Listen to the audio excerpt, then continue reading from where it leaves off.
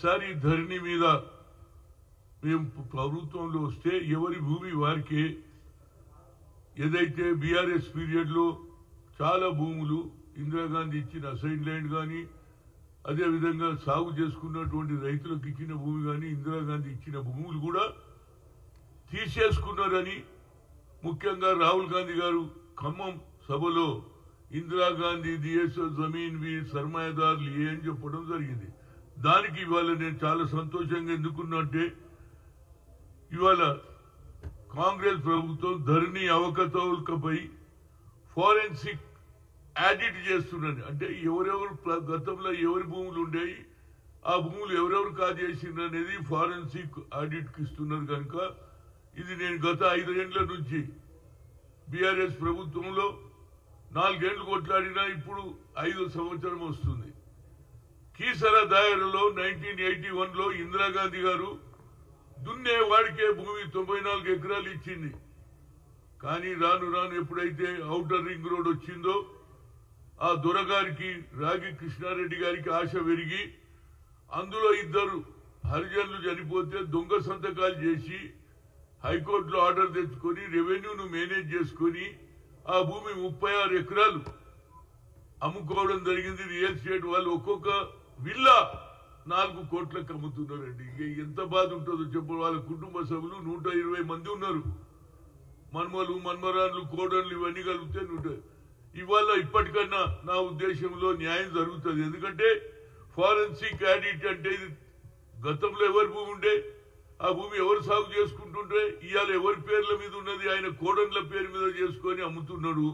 కనుక నేను కలెక్టర్ను కూడా కలిసిన, అయ్యా 36 ఎకరాలు వాళ్ళు మిగతా భూమి పేద ప్రజలకు ఇస్తే వాళ్ళ బతుకు తెరువులు బాగుంటాయని నేను రెవెన్యూ మినిస్టర్ను అదేవిధంగా రేవంత్ రెడ్డి గారు ఇది సరి అయిన సమయంలో ఇలాంటి నిర్ణయం తీసుకున్నందుకు నేను ముఖ్యంగా రేవంత్ రెడ్డి గారికి నా హృదయపూర్వక ధన్యవాదాలు. అదేవిధంగా అక్కడ ఉన్నటువంటి ఎంఆర్ఓ కూడా కలెక్టర్ కు వాస్తవ పరిస్థితి ఇచ్చిండ్రు. 2 రైతులు చనిపోయిన దాని మీద దొంగ సంతకాలు చేసుకునేదనే రికార్డు కూడా ఉన్నది. తప్పనిసరిగా ఈ కేసులో న్యాయం జరిగితే నిజంగానే ఏ విధంగానేది ఇందిరాగాంధీ ప్రభుత్వం అంటున్నారో ఇందిరాగాంధీ ఆలోచనను మొట్టమొదలు దీన్ని సెటిల్ కావాలి. ఎందుకంటే రాహుల్ గాంధీ గారి సాక్షాత్తు ఖమ్మం మీటింగ్ లో ఇందిరాగాంధీ దియేసో జమీన్ సర్మాయదార్ లేదే బీఆర్ఎస్ గవర్నమెంట్ అని చెప్పిండు. కనుక దీన్ని తప్పనిసరిగా సెటిల్ చేస్తే మిగతా భూమి వాళ్ళు వస్తే వాళ్ళ బతుకుతారు. ఇవాళ అడక తింటున్నారు, రోడ్ల మీద పడుకుంటున్నారు. ఎస్సీలు అదే బాబాసాహెబ్ అంబేద్కర్ రాజ్యాంగం రాసిన పేద పనుల నుంచే చేస్తే ఇందిరాగాంధీ దాన్ని అమలు చేసింది. కాబట్టి దీన్ని తప్పనిసరిగా వాళ్ళకి అందేటట్టు చూడాలని ఒక సీనియర్ కాంగ్రెస్ ఇప్పటికీ నేను 8 సార్లు పోయినా మళ్ళా పోతూనే ఉంటాను. నేను ఎక్కడ ఒక పని పట్టుకుంటే ఆఖరి దానికే పోతాను, నేను నడిమిట్లో వదిలేయ. కనుక తప్పనిసరిగా వీళ్ళకి న్యాయం జరగాలి. అక్కడ ఉన్న శ్రీనివాస్ కోర్టులు తిరిగి అప్పులు చేసి తిరుగుతా ఉన్నాడు. వాళ్ళ కుటుంబ సభ్యులు అందరూ రోడ్ల మీద ఉన్నారు. కనుక ఇది పిఆర్కి ప్రకారంగా రాష్ట్ర ప్రభుత్వం శ్రీనివాస్ రెడ్డి గారు కానీ అదేవిధంగా రెవెన్యూ మినిస్టర్ అదేవిధంగా ముఖ్యమంత్రి దీన్ని చేస్తే నిజమైన ఇందిరాగాంధీ పరిపాలన అనేది ప్రజలకు తెలియాలనేది నా ముఖ్య ఉద్దేశం. Thank you. అదేవిధంగా ఇప్పుడే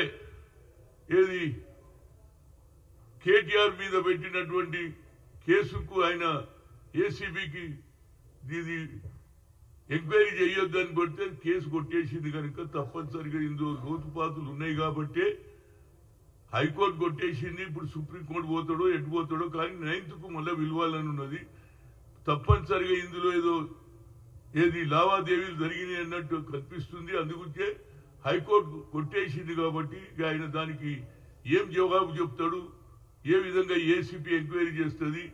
ఇది మనీ లాండరింగ్ కేసు లాగా ఉన్నది. డబ్బులు ఎక్కడికి వెళ్ళి వచ్చినాయి, ఎక్కడికి వెళ్ళి పోయినాయి అనేది ఇవన్నీ బయటకు వస్తే తప్పనిసరిగా గత ప్రభుత్వం చేసిన తప్పులు ఎవరైనా ప్రభుత్వంలో ఉన్నప్పుడు ఏ తప్పు చేసినా ఏదో అయిపోతుంది అన్నట్టు లేదు. ఆ రోజులు పోయినాయి.